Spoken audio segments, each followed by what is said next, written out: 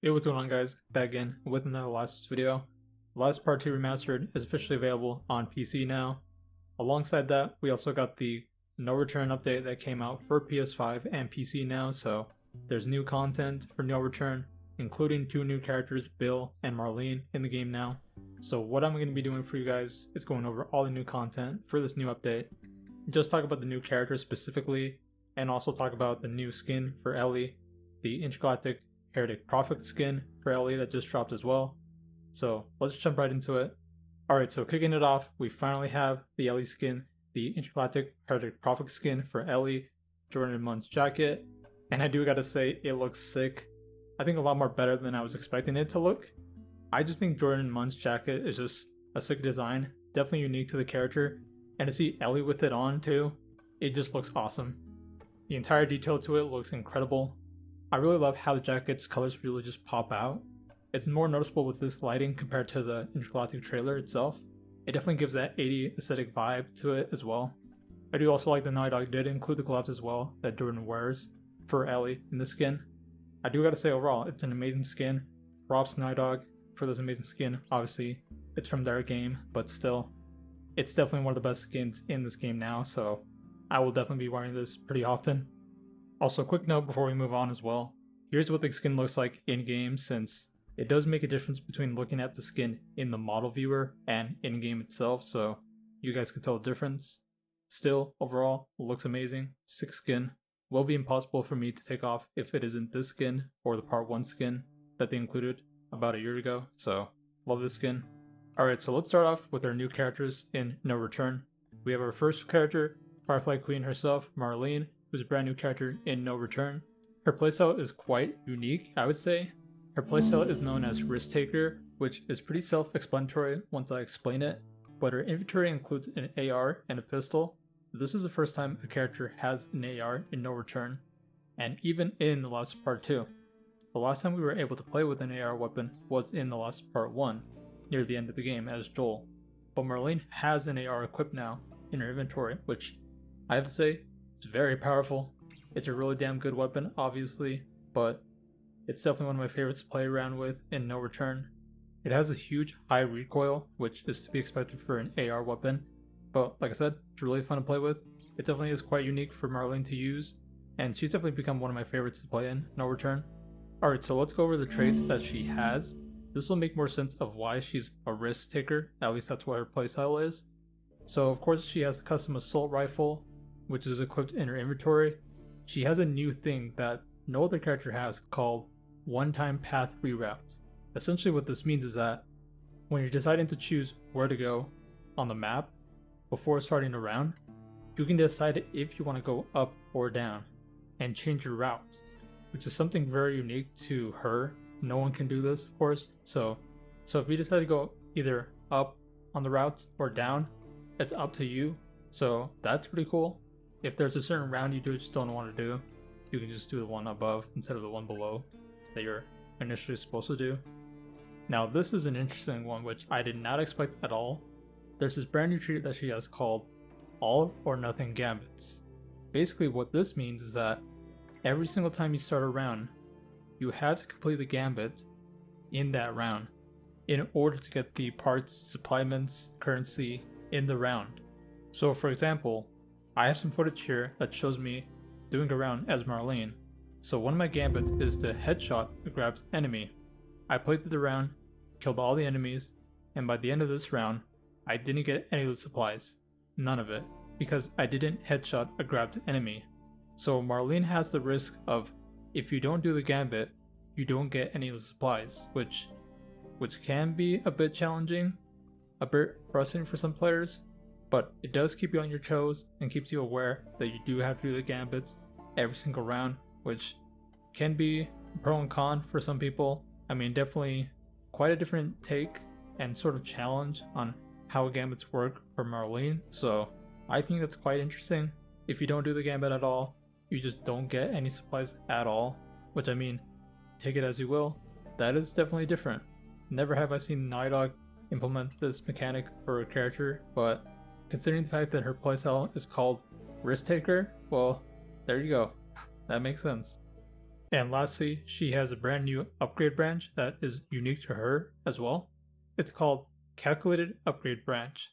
So as I mentioned previously, her gambits are required to do when you do a round, but in order to take advantage of doing gambits, in her Calculated Upgrade Branch, she has a perk called Gambit Reward times 3, which increases Marlene's currency reward for gambits from 2 times to 3 times. So it essentially benefits you if you play as Marlene.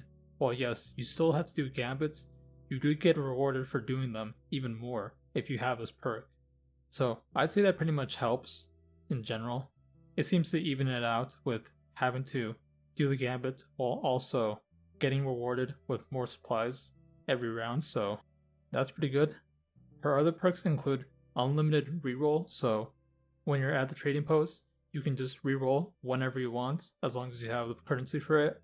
Do it as many times as you like, trying to get a new weapon, trying to get new supplies, crafting items, whatever you want. So that's pretty cool, a unique perk to her. And lastly, her last perk is called Endure, which is otherwise lethal damage will instead leave you at low health, giving you an opportunity to escape. It's pretty beneficial to have if you're low at health and you just need to escape out.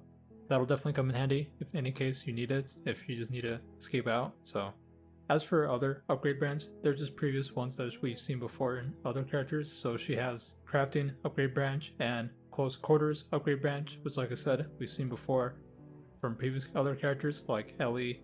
Nothing new, just the calculated upgrade branch, just unique to her. So pretty cool character, gotta say. I've enjoyed my time with her, so definitely a great addition. Alright, so let's go into our second character, which is of course Bill. Bill's playstyle is called Smuggler.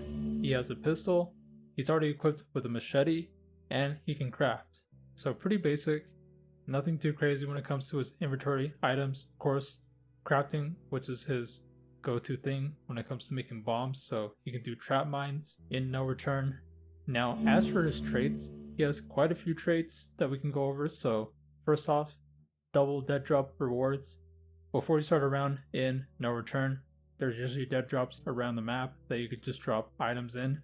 If you do that, that'll give Bill a reward to get a new weapon and sometimes some upgrade branches as well, so it can vary depending on how the round goes and what the dead drops will give you. So it just depends really, it's just all RNG based, so you may end up getting a crossbow, you may end up getting an assault rifle, it just kind of varies. So double dead drop rewards will just be a weapon and a new upgrade branch. So pretty cool that Bill has that as a trait. Bill also has a custom shotgun from dead drops, so from my experience, I've gotten this custom shotgun from dead drops near the end of almost finishing my rounds. Like by the time I'm close to the boss fight, I've gotten the shotgun. The thing is, the shotgun from what I've seen is nothing unique. It's not a completely brand new gun. It's basically the gun that Ellie uses in part 2 story, so kind of a bit disappointing, but you know, it is what it is. It's just the usual pump shotgun that Ellie has in the main story, but hey, I guess Bill can have a shotgun that you can just get. Bill is also sturdier against melee attacks, so he can take a few hits if he's getting attacked by enemies like Seraphites, Infected. Getting a few hits on him won't lower his health that much, so pretty helpful when it comes to enemies that just melee or about to attack. And of course, Bill cannot dodge, just like a few other characters that just can't do that at all, like Joel for example. Bill is one of the characters who cannot dodge, so, you know, it comes of age, you know, Bill's old, you know, he just can't move his body like he used to, so he can't just dodge from infected or humans, so, you know, it is what it is.